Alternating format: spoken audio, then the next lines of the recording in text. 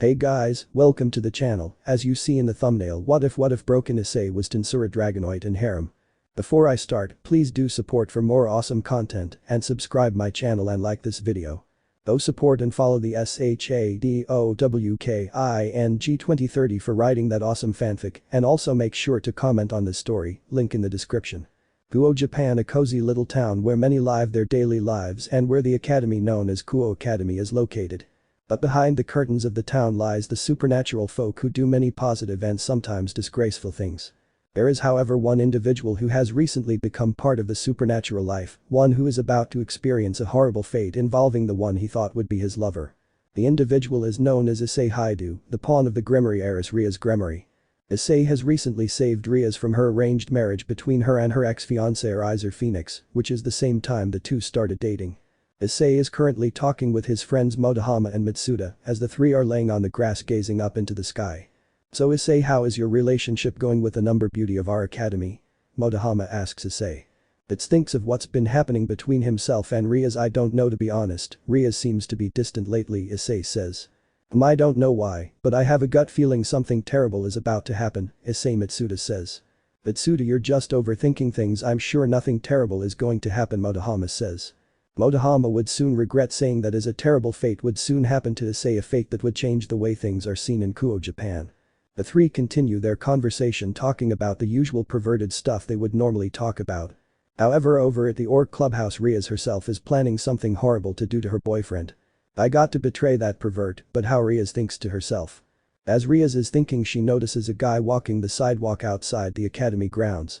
"Perfect," Rias says with a grin. Waiting for the perfect time, Rias goes out to meet the guy. "Hello big guy," Rias says in a flirty tone. Hello," the guy responds. "How would you like to help me with a little surprise for my boyfriend?" Rias asks the guy. "Shouldn't it be him that you ask for help, or rather a female like yourself?" The guy responds to Rias' question. "Yes, normally you'd be right, but the surprise I have planned requires a complete stranger, so what do you say?" Rias says. Sure. But I need to know what it is you have planned first," the guy says. Rias then informs the guy, which the two then walk to the Orc clubhouse. The Keno and the other ladies of the clubhouse notice an unfamiliar person enter the clubhouse. "Girls, I don't like this feeling I'm getting," Kiba says. "You're not the only one, Kiba, something dangerous is about to happen," Zenobia says to her fellow knight. "We can only hope it doesn't involve something happening to Issei. I don't think I could handle it," Irina says. The day goes as normal, which soon everyone of the clubhouse, minus Rias and the guy, make their way there. Arriving at the clubhouse, they head for the room where the meeting for the club are held. However, as Issei enters the room, he is met with a hard right hook to the face, which causes him to fly and crash into the nearby wall hard.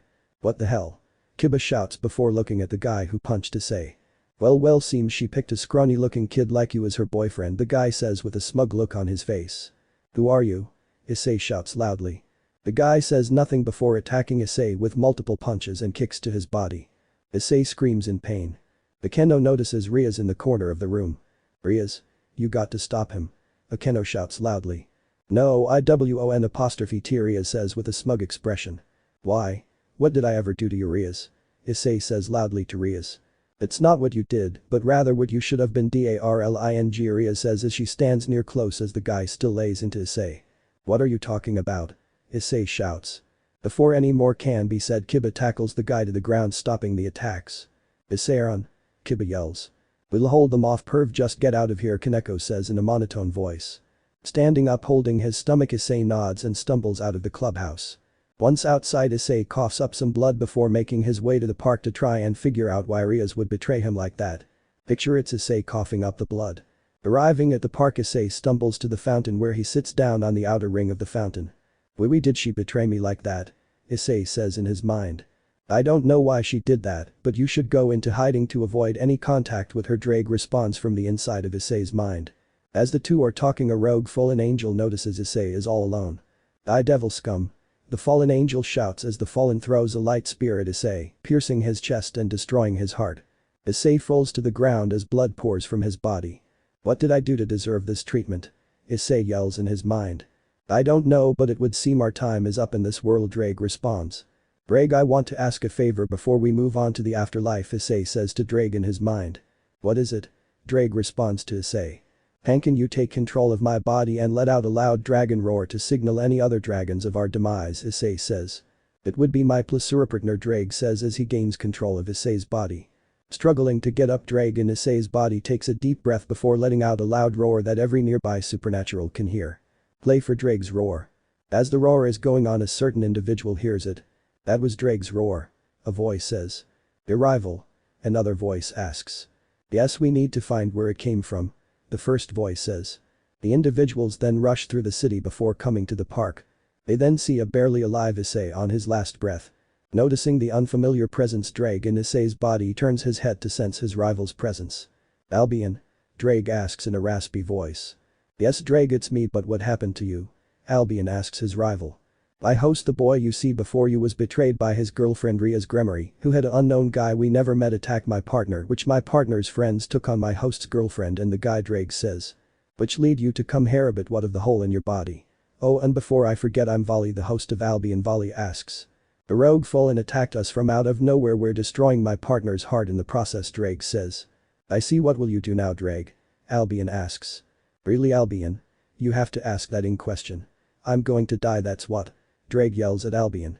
Right after Drake finishes yelling, the body of Issei Haidu falls onto the ground, signaling his death. He's really gone, Volley, let's at least bring him to the devils, they can at least give him a proper burial, Albion says to his host. You're right, Albion, we can at least do that, Volley says as he picks up Issei's body and teleports into the underworld, leaving no trace of his presence in the human world. Road Pav. Arriving in the underworld carrying Issei's dead body, Volley makes his way to the building, where a meeting between the four mass is being held at. Halt, who are you? One of the guards shouts, who is standing at the entrance of the building. I'm the White Dragon Emperor, and I have news that must reach the ears of the four mass immediately, Volley says in a serious tone. The two guards look at each other and nod, which one goes to ask if Volley may enter the building. The guard returns, which he tells Volley that he can enter and that the mass are waiting for him. Walking through the door carrying Issei's dead body, Volley eventually reaches the room where he opens the door while still carrying Issei's body. Upon seeing Volley enter the room with Issei's body, they are shocked at what they see. Oh my Satan. What happened? Seraphil asks as she rushes over to check Issei's corpse. Before he died, he told me that was betrayed by his points to Surzich's sister and that a fallen angel killed him, also an unknown guy helped Rias in her betrayal to him, Volley says. Volley's words shock everyone to their core, none more than Surzich's. Grafia, please fetch my sister and bring this guy, she used to betray the Red Dragon Emperor, Surzich says as he devil aura faintly shines. Nodding her head, Grafia leaves the room via a magical circle, which after a min returns with the group and the guy. Big brother, what's going on? Rias asks. I don't know how about the result of what you did, Rias, to the Red Dragon Emperor, Surzich says in a sarcastic tone. Play the music up top for this section coming up. Before Surzich can say why the group is there, Kiba turns his head to the right to see Issei's corpse on the floor. Issei. Kiba shouts as he immediately runs over to the body. Hearing Kiba shout, the rest of the group look to see Issei's dead body. Oh no. He can't be gone. Akeno shouts. Those that stood by Issei's side are in tears at what happened. This all your fault, Rias, Surzich says while glaring at his sister. Oh, what's going on? The guy asks. The devils look to the guy who spoke. You must be the one who helped my sister betray the Red Dragon Emperor, Surzich says to the guy. I swear I didn't want any part of this, but for some reason when I was talking to her, points thumb to Rias, I felt a sharp pain in my mind, the guy explains. Seraphil walks over and stands next to Surzich. So not only did you betray Issei like he was nothing to you, you also involved an innocent human to help you with your betrayal. How low have you fallen, Rias Gremory, Seraphil says with stern look on her face. Before we continue, it should be of note that everyone in this room are devils, with two being half devils, Surzich says to the guy. The guy is shocked as he is in a room with actual devils. What are you going to do with me? The guy says with a stutter.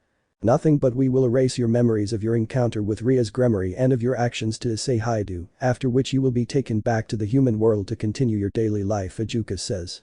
And much like Ajuka said, the guy's memory of him meeting the devils, the talk with Rias, and his actions against Issei Haidu are erased, which Grafia takes him back to the human world. Now for your punishment, Rias Gremory, Falibum says. Rias Gremory, you are hereby banned from entering the human world ever again. Not only that, but you will lose your title of heiress, and you'll be replaced as king of your peerage, which the new king will be Akeno Himejima, Surzich says in a serious tone. Soon Ria's king piece floats out of her body, thanks to Ajuka, which Akeno's queen piece is removed and replaced with the king piece. You are now the king of the peerage Akeno Himejima, please lead them to greatness, we the mass will be expecting great results from you all, Ijuka says to Akeno. I promise I will lead them better than what she could have ever done for us, my lord, Akeno says, which her peerage all nod in agreement. Now then, Akeno, please go tell Sona what happened while we get ready to bring the Red Dragon Emperor's body, and tell her that Rias is no longer her co-owner of Kuo, but you are Surziches, says, which Akeno nods and leaves the underworld. Stop the music. Arriving back in the clubhouse, Akeno exits the building and makes her way to the council room where she knocks on the door. Enter, Sona says from the other side of the door. Opening the door, Akeno is greeted by the student council. Akeno, what are you doing here? Sona asks. And shouldn't you be with Rias? Tsubaki also asks. Yeah, about Rias, what I'm fixing to tell you will make you hate her fully, Akeno says in a serious tone. Akeno then explains what happened, which shocks all present before her. You're joking, right? He can't be dead, right? Saji says in denial. I'm sorry, but it's the truth, as I saw his dead body earlier myself, Akeno says with a sad expression. Suddenly a magic circle appears in the room which reveals the rest of Akeno's peerage, Surziches and Serafo, all dressed for a funeral, which a coffin is in the middle of the group. It's really true, as dead Momo says sadly. Yes, and the next part is going to be one of the hardest things we have to do, Kiba says. Telling his parents and especially Arina, Kaneko says. I'll go get Arina, but please be ready to comfort her, as you know she will cry her heart out once she sees his body, Zenobia says. Everyone nods as Zenobia exits the room and goes to Arina's class. Arriving at the classroom, Zenobia knocks on the door of the classroom. The teacher opens the door. This quarter, shouldn't you be in class? The teacher asks. I will in a moment, teacher, but for now can I get Arina Shidu to come with me? The student council has asked me to come get her, Zenobia says. The teacher nods and tells Arina to follow Zenobia. The two walk towards the student council room. So what did Sona and the council want with me? Arina asks Zenobia. Stopping at the door to the room, Zenobia turns with a sorrowful expression which she looks at Arina. You will know why in a moment, just know everyone in the room will be there to help you in your pain at what you'll see, Zenobia says, which confuses Arina. Slowly the door opens, which the two walk in. Why is there a coffin in the room? Arina asks. Everyone but Arina look at each other and nod. Kiba moves close to the lid of the coffin and slowly begins to open it. Arina then starts to see a familiar face in the coffin, which her eyes starts to go wide. It can't be. Please, not him. Arina begins to cry her heart out as she rushes over to the coffin, where she falls to her knees. The wails of Arina's cries can be heard throughout the academy. Everyone in the council watches in grief as they see Arina cry loudly at the loss of her childhood friend Issei. Meanwhile in the afterlife. Ugh, I guess I really died, Issei says. But you did, partner, Drake says. The two are floating beside each other when a familiar being appears before them. Hello my child, and it's good to see you again, Drake, the being says. Why, you're God? Drake shouts. Oh, you're really him? Issei asks. Yes child, I am God, and I saw your death, which was unacceptable to someone young like you, God says. I agree with you, God, but what reason would you have for appearing before us? Drake asks. I am here to offer Issei Haidu the chance to be reincarnated into another world with his memories still intact, God says. Okay, but is there a catch to the whole reincarnation thing? Issei asks God. Yes, you will not be able to be what you once was anymore and must choose a different race, God says. Issei thinks for a moment before looking at God. Alright, I have two requirements I want done for my reincarnation, Issei says. What are they? God asks. First requirement is to be turned into a heavenly dragon like Drake once was, Issei says, shocking both God and Drake. Partner, are you sure you want that done to you? Drake asks. Yes, and don't worry, you're not going anywhere, Drake, not after I say what my second requirement is, Issei says. And your second requirement is? God asks. My second requirement is to have Drake stay with me, and the reason is just because I have the body of heavenly dragon doesn't mean I know how to use it properly, which with Drake still by my side, he will be able to teach me the ins and outs of being a heavenly dragon, Issei says. God smiles and nods his head. Very well, it shall be done, God says as he snaps his fingers, which Issei's appearance changes. Issei's new appearance. Now you're a heavenly dragon like Drake once was, and Drake will remain in your soul to guide you at being a dragon, God says. Wow, thanks, Issei says with a smile. You're welcome, child, now off you go to the new world and good luck, God says as he snaps his fingers, which a portal appears before Issei and Drake, which the two enter. After exiting the portal, the two find themselves in a field somewhere in the world. So this is the start of our new lives, huh, Drake, Issei asks in his mind. It is indeed, partner, but what will your name be, as I'm sure you don't want to use your old name, Drake responds in Issei's mind. How about Issei? Why, gotch, in honor of you, Drake, Issei asks Drake. Drake immediately nods and says yes to the name. Soon a large dragon is seen flying over to the two, which lands before them. The dragon. Who are you and why are you here? The dragon asks Issei and Drag. My name is Issei Gotch, and for why I and my partner who is known as Drag are here in this world it goes like this, Issei says before explaining what happened to him. I see, so you have suffered a horrible fate and was reincarnated to come over here to start a new life, the dragon says. Yes, that is correct, Issei says. Very well, I will have my daughter show you around the world and help you get accustomed to your new life, the dragon says as a girl with pink hair appears in front of Issei. The girl. This is my daughter Milim Nova, she will be your guide in this world, the dragon says. I look forward to learning about this world with you, Ms. Nova, Issei says as he bows to show respect. Milim is quiet as she stares at Issei. I shall take my leave, don't let any harm come to my daughter, Issei Gotch, the dragon says before leaving the two. Well, Ms. Nova, shall we start with the guide? Issei asks with his trademark smile. Milim can only nod with a blush on her face. Milim then walks with Issei as the two begin to journey through the world. Road Pav. Throughout the academy walls the sound of Irina crying her heart out can be heard throughout the whole building. The staff and students are all wondering who is crying. Man, whoever is crying must have been told something really traumatic just now, a student says. I know, right, it must have been really horrible news for them to be told about, another student says. Suddenly the intercom speaker of the academy goes off asking for all students and staff to go to the auditorium. Everyone makes their way to the auditorium where they see Sona and the student council alongside Akeno and the rest of the orc club members standing on the stage. Now I am sure you are all wanting to know why you were asked to come here. Well, first something needs to be brought in, bring it in. Sona says before loudly speaking. The doors to the auditorium opens and in walk several devils dressed in black funeral clothes carrying Issei's casket. The devils carry the casket to the stage which they place it next to Sona. Now for those wondering why a casket was brought here, I want Mitsuda and Motohama to name off who is a part of the perverted trio of Kuo Academy, Sona says. Well, there's myself, Mitsuda, and… Is that Issei in the casket? Motohama says before shouting loudly. Motohama's shout shocks everyone in the auditorium besides those who already know. You're joking, right? That can't be the pervert in that casket. A female student shouts. Yeah, I refuse to believe the pervert is dead. Caddis shouts. Many students argue about Issei's death. Meanwhile, within the streets of Kuo, Japan. Surziches and Serafal are walking to the Haidu house to inform Goro and Mickey the bad news. Arriving at the house, Surziches knocks on the door. The door opens to reveal Mickey with a ladle in her hand. Can I help you? Mickey asks. Yes ma'am, my name is Surziches Gremory and this lady beside me is Serafal Sautri, Surziches says, introducing himself and Serafal. We are the older siblings to Rias and Sona respectively, but that's not why we are here for Mrs. Haidu. I'm afraid we have terrible news that you and your husband need to hear, Serafal says. Then please come in, Mickey says as she leads the two to the living room of the house. Arriving in the living room, the two see Goro watching TV. Han, who's at the door? Goro asks. It's the older siblings to Rias and her friend Sona, they said they have terrible news that we need to hear, Mickey says as she sits beside Goro. Surziches and Serafal sit in the two armchairs available. So what's the news you have to tell us? Goro asks.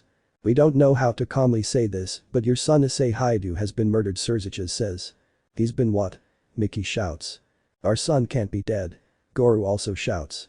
I'm afraid it's the truth, as our friend arrived at Surzich's home with his body, which Issei was able to tell our friend what happened before passing on, Serafal says. Surziches then explains what Issei said without including the supernatural bit. So that girl Rias, she had the audacity to betray my son. Mickey angrily yells. Yes, and we believe that she betrayed him because of his perverted tendencies, Surziches says. I always knew his perverted acts would be the death of him, Goro says. Before any more can be said, Surziches gets a call on his cell phone. Looking at who is calling, Surziches sees that it's Ajuka. Would you please excuse me for a moment, I need to step outside for a call, Surziches says before getting up and walking outside. Once a good bit away, Surziches answers the call. What is it, Ajuka? Surziches asks. Surziches, there's a situation with your sister, Ajuka says from his side of the call. What did she do this time? Surziches asks. She had injured many devils, nearly killed Milikas, and caused massive amounts of property damages within the Gremory estates, Ajuka says from his side of the call. Surziches immediately facepalms his face before getting very angry. I assume that you and Falibum have come to a decision on her punishment. Surziches asks angrily. We have, and we also talked with your parents about this too, but we have decided on the death penalty for Rias, which we just need to get your approval for it to pass, Ajuka says from his side of the call. Oh, we will most definitely approve of her death, I can assure you that, Surziches says as he hangs up the call. Returning to Mickey, Goro and Serafal, Surziches apologies for his sudden absence from the conversation. You're fine, I was just discussing the funeral plans with them while you took your call, Serafol says. Right, and we was just saying that whatever you both can do for our son, we will gracefully accept, Mickey says. Serziches nods and begins to discuss what he and Serafol can do for the funeral for Issei Haidu. After some time the two devil mass exit the house, which they begin to converse. What was the call about, Serziches? Serafol asks as she and Serziches are walking back to Kuo Academy. Serziches explains what the call was about, which infuriates Serafol to no end. I wholeheartedly agree with Ajuka and Falbium's decision for the death penalty for Rias, Serafol says. We need to inform Akeno and her peerage as they are the ones who know how to handle her, Serziches says. The two arrive back the academy where they see Sona and her peerage calming down the students after what they learned of Issei Haidu. Akeno, may I speak with you and your club members alone? Serziches asks Akeno. Akeno and her peerage all nod, which they walk out of the auditorium to the clubhouse to communicate.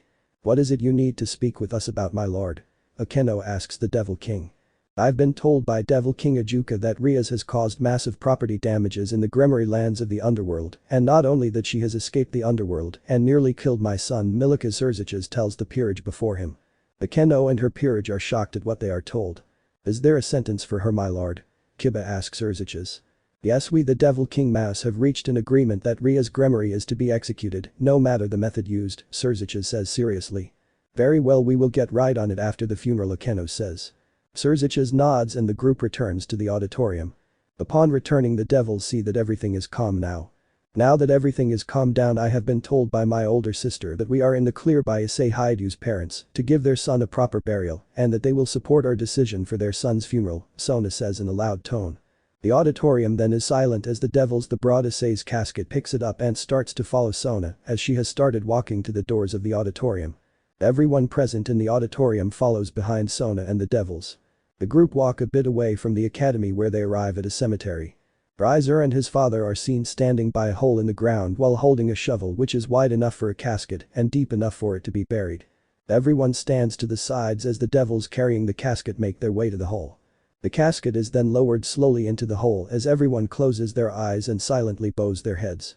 Akeno and her peerage then take the opportunity to go and deal with Rias, which they soon find her in the abandoned building on the outskirts of Kuo, where they fought Visor. You have really gone off the deep end, Rias, Akeno says to her former best friend. I will not be kept away from being in the human world, and I will destroy any who get in my way. Rias shouts. Even your own nephew who you nearly killed, Rias. Kiba says loudly. Rias starts to charge her orb of the destruction. Spread out. Akeno yells as Rias fires her orb of the destruction. The peerage dodges the attack of their former king. Kiba and Zenobia use their knight speed to quickly cut off Ria's arms, leaving her without a way to attack. Damn it, you are supposed to obey me. Your king. Rias shout. You're not our king anymore, Rias, Kaneko says in a monotone voice, which she punches Rias in the face, sending her flying backwards. Akeno walks over to Rias carrying a holy magical spear in each of her hands. Akeno, please don't do this. I can change, I swear. Rias pleads to her ex-best friend. That is a bunch of lies, Rias, and you know it, so may the true rulers of hell judge you for what you did. Akeno shouts as she throws the holy magical spears at Rias, ultimately killing the once heiress to the Gremory Devil clan. I'll make the call to Lord Serziches, Kiba says as he puts two fingers to his ear. After a bit of conversation, Kiba informs the rest of what Serziches said, which everyone nods and heads back to the academy. Meanwhile, over in the new world, Issei's Pav. It has been a few hours since Milim has began to show me the world I am now part of. So Ms. Nova, is there anything unique about this world? I ask her. What do you mean? Milim responds to me. Well, is there anything that makes this world unique and not the same as my old world, I say. Old world? Milim asks. I guess I should explain what happened to me before my arrival, I say, which I then begin to explain everything about my old life. So you was a pervert in your old life alongside of being a reincarnated devil after you got killed by your first girlfriend? Milim asks me.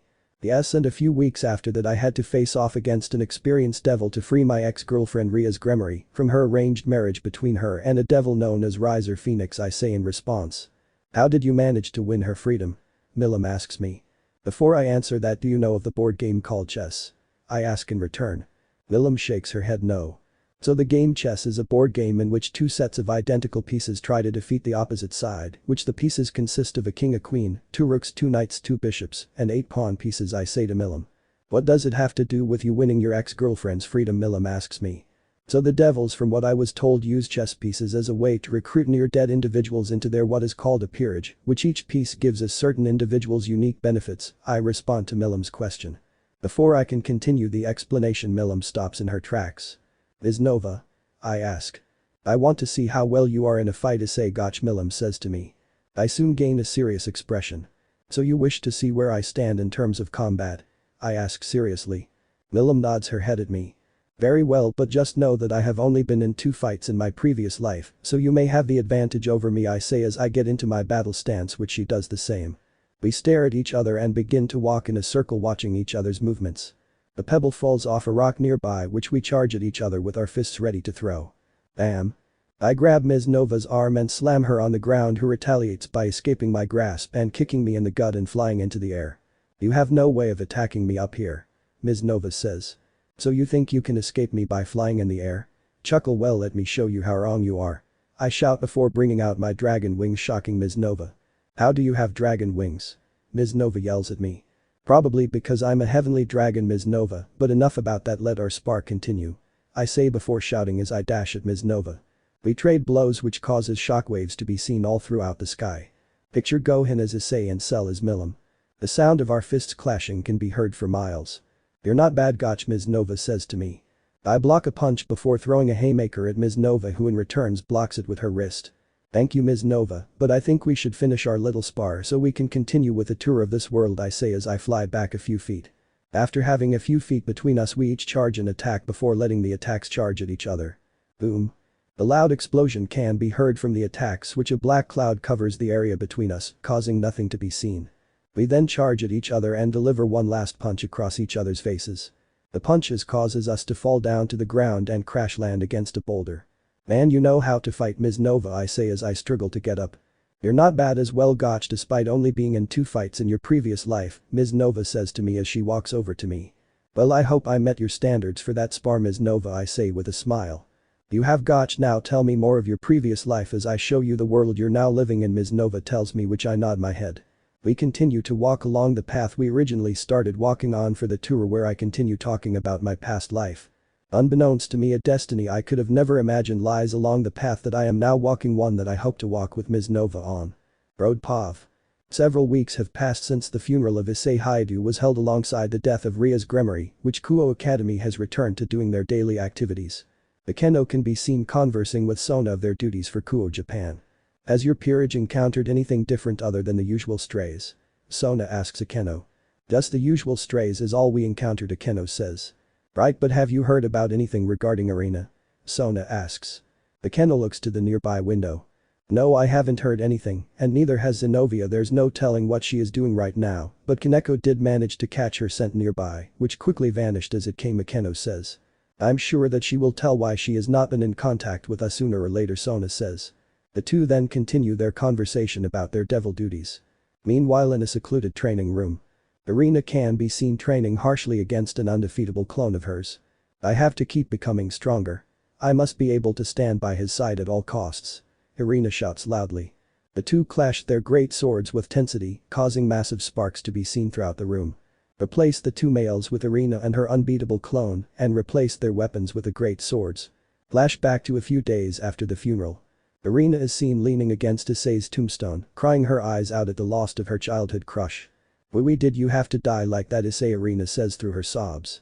Soon footsteps are heard, which is revealed to be Seraphol Citri, also known as Seraphol Leviathan, one of the 4 devil kings of hell.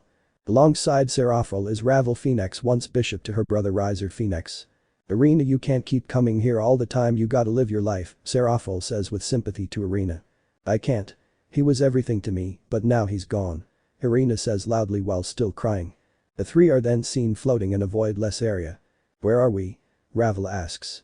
The voice echoes through the void. Shidu, Arena, Citri, Seraphol, Phoenix, Ravel, the 3 of you must begin training to go beyond your limits, the voice says. Why do we need to train for, and who are you? Seraphol asks. Who I am is not important, what you must know is your friend the Red Dragon Emperor Issei Haidu is alive, the voice says. You lie. He's dead, we all seen his dead body. Arena shouts. In your world, yes, but I'm sure you 3 have heard the term reincarnation, have you not, the voice says. Wait, then Ravel says as she starts to figure out what's going on. Yes, Issei Haidu, or is his new name Issei Y Gotch, is alive in another world and is working to become stronger than ever before, which is why you three must train beyond your absolute limits, as Issei is no longer a reincarnated devil, but a heavenly dragon, the voice says. And if I recall, dragons can have multiple mates, Seraphol says. Correct, but some dragons want powerful mates, which is why each of you will be sent to different locations to train to the point where you can stand by Issei's side, the voice says. Will we be training together then? Ravel asks the voice. No, you each will be placed in a separate location far from anyone and anything. Shidu arena, you will be placed in a large training room, where you must train against an unbeatable clone of yourself, which the clone will grow stronger much like yourself to the point where your mere sword swings can destroy the very land around you, the voice says. For Citri Seraphol, you will be placed in a icy tundra where you will train your ice magic to the point where no magic user can ever hope to surpass you in the use of ice magic, the voice says, which Seraphol nods. Lastly, Phoenix Ravel, you will be placed at a volcanic area so hot that no one but yourself will be able to handle the heat, which for your training, you must completely master your Phoenix abilities. That includes the ability to reborn yourself and the ability to heal others with a simple touch of your feathers, the voice says to Ravel. You mean I will become the bird of legend itself? Ravel says, loudly shocked at what she will become. That is correct, so train your body and skills to the point where no one can ever hope to defeat you three in combat, and one more thing, or rather three more things, no one, not family and not friends, will be able to interrupt your training. You will not age as you train, as I'm sure you don't want to meet Issei as an elderly lady. No, we do not. And lastly, time will be moving at a snail's pace, which means a year in your training areas will only equal up to an hour for everyone else, the voice says. When will we begin training? The three girls asks. You will begin right now, good luck ladies, and you will know when it is your time to meet with Issei again, the voice says as the three are then teleported to their training areas. Flashback end. Irina can be seen drinking a water bottle as she takes a short break from training, which she then readies her two-handed sword and glares at her clone. Irina's current look right now. Time to resume training so that I can be by his side. Irina shouts as she and her clone resume the training session. Over in a frozen tundra, Seraphol Citri can be seen harshly training her ice magic. I have to become so strong that the Red Dragon Emperor will accept me as a mate. Seraphol shouts as a magical ice crystal floats in her hand. Seraphol's look, just picture the card in her hand as a magical ice crystal. Seraphol continues to improve her ice magical abilities as told by the mysterious voice. I won't stand by and not improve myself to be with him. I need to be by his side at all costs. Seraphol shouts loudly. Over at the volcanic area, Ravel Phoenix can be seen training her Phoenix abilities to their absolute limits while also training in close combat training. Ravel's current look, just picture her training in Phoenix magic in close quarters. No longer will he be alone. I will train myself to be at his side no matter what. Ravel says loudly as she trains her body and magical abilities. Meanwhile, over in the new world, Issei and Milim can be seen conversing after the spar they had. So what did you mean when you said you are a heavenly dragon, Gotch? Milim asks Issei. Well, for that I should probably let the dragon inside my soul take control of my body to explain about that, Issei before stopping and closing his eyes. Issei's eyes then open to reveal an emerald green color instead of the usual brown. Greetings Ms. Milim Nova, I am the heavenly dragon Drag Y Gotch, Drag says from Issei's body. How are you in his body? Milim asks Drag. Drag then explains his past, which Milim listens with intention. I see, so you and your rival were killed in a war that you had no right to interfere in, Milim says. That's correct, but on the plus side, if I didn't get killed then I wouldn't have become the dragon that resides inside this boy's soul, Drag says from Issei's body. Issei's eye color then returns normal, signaling Issei is in control. So I hope that answers your question about my race, Ms. Nova, Issei says. It didn't really, but if I recall you said you met someone named God who turned you into a heavenly dragon like Drake, did you not? Milim says before asking the question. Issei nods his head and the two start to trek through the forest. Walking through the forest, the two explore the area before being surrounded by kids. Halt, don't take another step or we will shoot. One of the kids yells. Issei and Milim look to each other before looking at the kids. Why are you aiming that gun at us for? Issei asks the kids. You are in cohorts with the evil ones, aren't you? Another kid of the group shouts. Evil ones? Both Issei and Milim asks. Yeah, the big furry evil ones who attacked our village. A third kid shouts. Issei raises his hands in defense, as does Milim. I promise you all we have no evil intentions planned, as I'm new around here and the beautiful lady next to me is showing me around, Issei says, which his words causes Milim to blush deep red. The kids look at each other before nodding in agreement. Fine, you both can come with us back to our village, but don't try anything funny or we will attack, the first kid says as his group starts walking back to their village with Issei and Milim following them. "Och, we will talk about your choice of words after we're done here," Milim whispers quietly to Issei's ear. "Understood," Issei whispers back. The group walks for a bit before arriving at a village full of the same beings like the kids. "This is our village, remember, no funny business or else," the kids all say at the same time. Issei and Milim nods and walk into the village and hopes to find out what's going on. Brodpov, Kuo, Japan. It has been several months since the disappearance of Irina Serafal and Ravel, which everyone that knew them assumed they to be dead. However, said three have just returned from their training and are walking to the academy known as Kuo Academy. "It's time we tell everyone the truth," Irina says seriously. "You're right, they deserve to know where we have been and of him being alive," Ravel says just as serious. "Let's get to Sotan so she can call the others," Serafal says as the three walk to the academy building. Walking through the academy, the three arrive at the student council office door where Serafal knocks. "Enter," the voice of Sona says from the other side of the door. Opening the door, the three girls walk in, which causes Sona to drop her glasses in shock. "I can't be. Sister," Sona exclaims in shock. "Not only her but Irina and Ravel too," Tsubaki shouts. "Where have you three been?" Sona says loudly. "We will tell once everyone is here, and that includes his parents, as they deserve to hear what we learned," Irina says seriously. "The thing is, Issei's parents were killed in a car accident a month ago," Tsubaki says. Irina gives a silent prayer for Goro and Miki. Soon multiple circles appear, which reveals to be the others that know the three. "Irina," Zenobia says loudly in shock.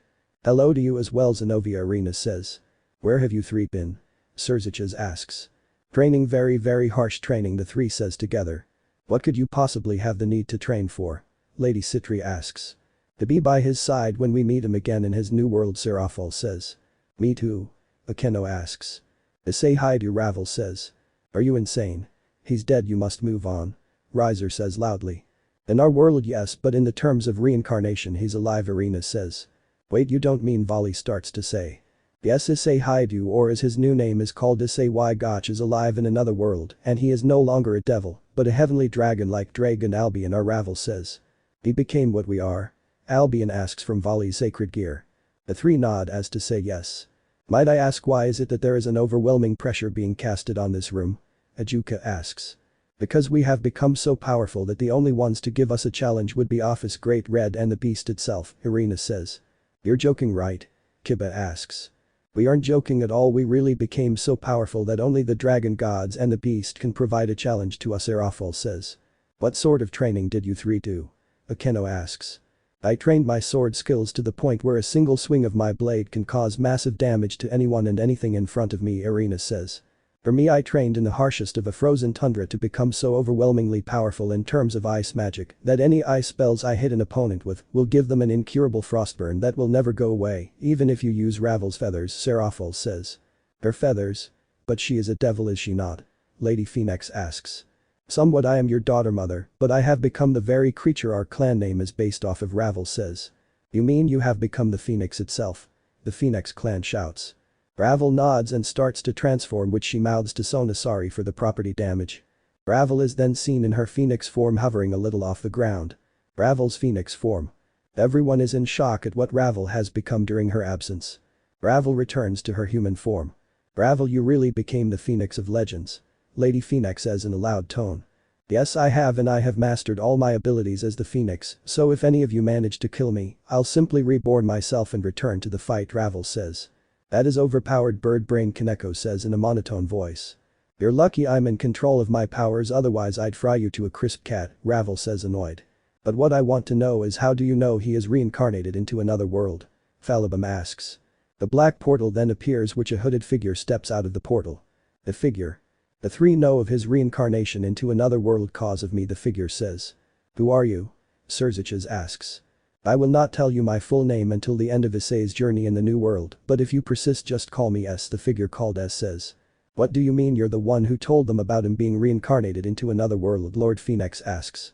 "Because I brought the three to the void where I informed them of his reincarnation and what they needed to do. In fact, why don't I show Issei's new looks?" S says as he snaps his fingers, showing the new Issei walking with Milim. The new look of Issei that everyone in the council room sees. "Take me." Irina, Serafal and Ravel all shout from seeing Issei's new look. The others sweat drop at the action of the three.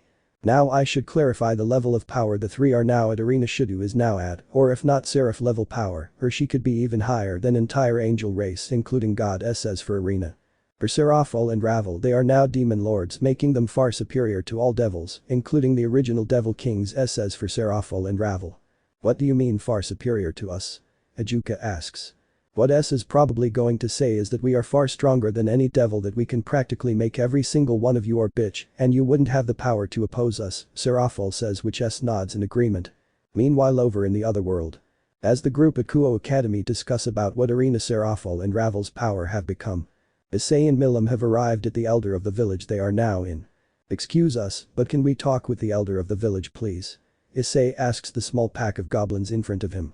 The elderly goblin makes his way to the two and stands before Issei and Milim. I am the elder you seek, but first who are you to step into our village? The elder says before asking his question to the two. I am Issei. Why gosh, it's an honor to meet you sir, Issei says, introducing himself to the elder. My name is Milim. Nova, Milim says. And Nova? The elder suddenly says loudly. Issei looks towards Milim, who mouths later to Issei. So can you tell us what the situation is with the village? Issei asks the elder. First explain why you are with a Nova of all creatures, the elder says in response to Issei's question. Letting out a sigh, Issei gains a serious look. Very well, if it's to gain your trust, then I'll tell you all about me and what happened to me, Issei says before telling the goblins all about what happened to him. After several minutes of explaining, the goblins are all silent at what they learned. I see, so you was basically reincarnated into our world, which Ms. Nova points to Milim is showing you around, as you know nothing of our world, the elder says. Yes sir, that is correct, Issei responds to the elder.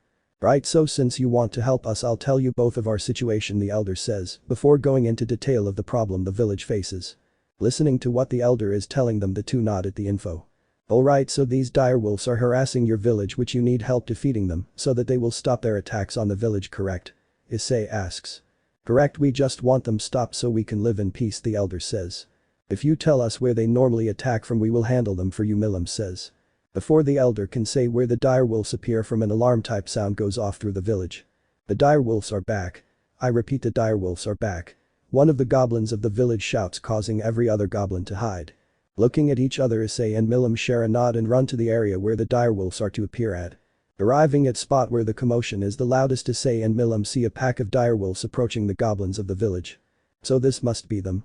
Issei shouts as he readies himself for combat to protect the goblins, as does Milim. Looking at the direwolves, Issei charges at one which was about to maul a goblin kid and delivers a hard right hook to the wolf's face, sending it flying far into the woods. Milim, seeing Issei's actions, does the same to another direwolf, causing the pack of direwolves to chase after both Issei and Milim. Landing in an open area, Issei and Milim stand across from the direwolves. So got any plans, Gotch? Milim asks Issei.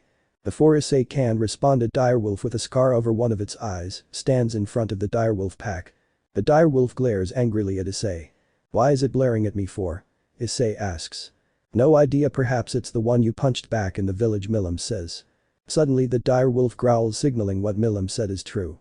Without hesitation, the direwolf attacks Issei, causing Issei to punch the direwolf in the face. The two clash at each other multiple times before Issei knocks the direwolf out cold with an overhead hammer strike. Seeing their leader knocked out, Issei returns to Milim where he sits on the ground as the rest of the direwolves look on in confusion at what is to happen now. Several hours pass before the leader direwolf regains conscious. Oh hey, you're awake now, Milim says. The direwolf looks over to Milim, who is sitting on a log eating fish, as is Issei. How did I lose so easily? The leader asks. So you can speak, that's cool, but in regards to your question, I merely used a tiny bit of my dragon strength to knock you out without harming you, Issei says. The direwolf leader is shocked but silently goes quiet.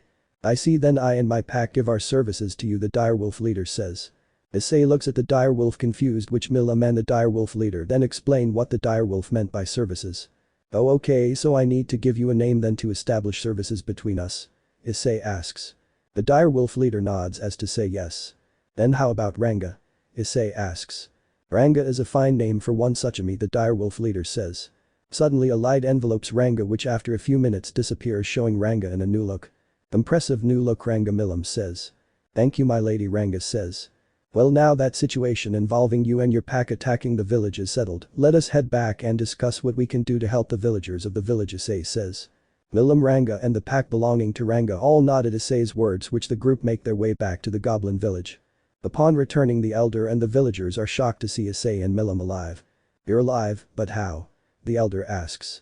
Issei then explains what happened, which the villagers listen. So the direwolves are in service to you, Mr. Gotch. A villager asks. Just call me Issei.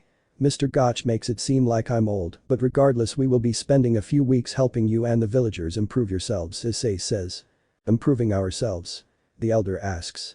Yes, so that you will be able to protect yourselves, Milim answers for Issei.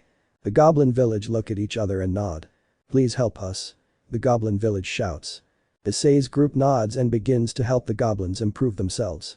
Several weeks pass which the goblins have greatly improved themselves. Issei, Milim and Gotch Wolfranga, we goblins are forever grateful for your help with improving our daily lives, the elder goblin says. It's no problem, sir, we are glad to help, Issei says. Now if you will excuse us, I need to talk to Gotch alone, looks at Ranga. You stay here and watch over the goblins while we have our talk, Milim says. As you wish, my lady, Ranga says, which Milim nods. Issei and Milim walk far away from the village into a cave. Walking deep into the cave, the two find a secluded spot where Milim casts a soundproof barrier around the spot, preventing anyone from hearing them. Now talk, Issei, Gotch, Milim says.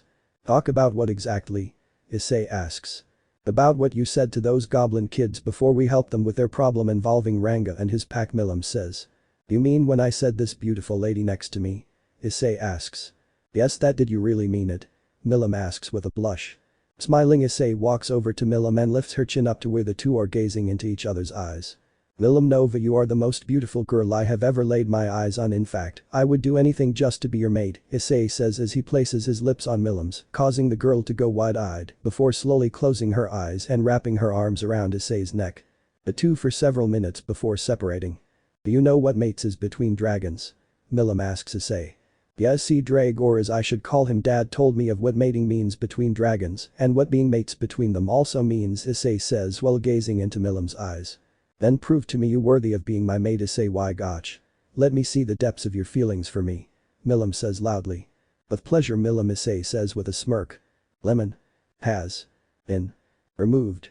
Issei then falls onto Milim's body, tired as Milim lovingly rubs her mate's head. Rest, my beloved mate, we will return to the village tomorrow, but first, Milim says lovingly before marking Issei as her own. The two rest in each other's embrace in their secluded part of the cave. Thanks for watching this video. If you really enjoy this video, like, subscribe and comment down below and turn on that bell notification. Don't forget to support and follow SHADOWKING2030 for writing that awesome fanfic, and also make sure to comment on this story, link in the description. See you in the next video. Goodbye.